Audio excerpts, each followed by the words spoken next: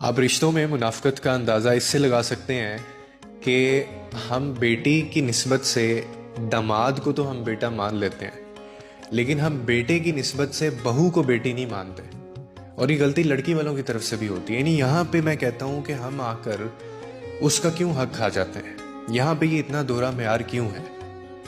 याद रखिए कि अगर आपने किसी बेटी का घर नहीं बसने दिया ना, तो फिर घर आपकी बेटी का भी नहीं बसना, वो कहीं ना कहीं वापस आएगा। और ये वो दोहरा म्यार है जो हमारे घरों को ना अंदर से खोखला कर देता है।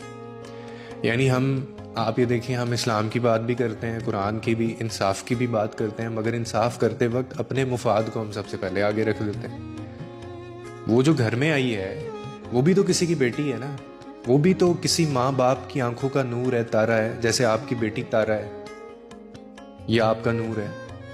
मगर जैसे ही वो हमारे घर आती है किसी दूसरे की बहन बेटी, तो उससे हम वो बेटी का एक रिश्ता जो है वो छीन लिया जाता है। सिर्फ रिस्पॉन्सिबिलिटीज़ का बोझ है और वो उसके कंधों पर डाल दिया जाता है। जो सलूक आप किसी की बेटी के साथ कर रहे हो, वही सलूक कुदरत किसी न किसी शक्ल में आपके दरवाजे पर वापस वो ले आती है। ये मैं किसी को बद्दुआ नहीं दे रहा, ये बद्दुआ नहीं होती, ये कर्मा है, ये मकाफात अमल है।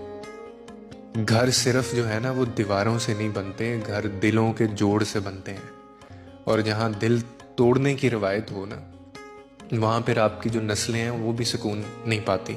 ये आपके किए हुए काम फिर नस्लें भुगतती हैं। अगर आप चाहते हैं कि आपकी बेटी इज़्ज़त, अमन और मोहब्बत के साथ आबाद रहे, तो पहले किसी और की बेटी को वो मुकाम दें, पहले किसी और की बेटी के लिए वो माहौल पैदा करें जिसकी वो हकदार है। क्योंकि बेटियों के आंसू कभी ज़ाया नहीं होते, वो या तो दुआ बन जाते हैं या फिर वो खामोश बद्दुआ बन जाते हैं।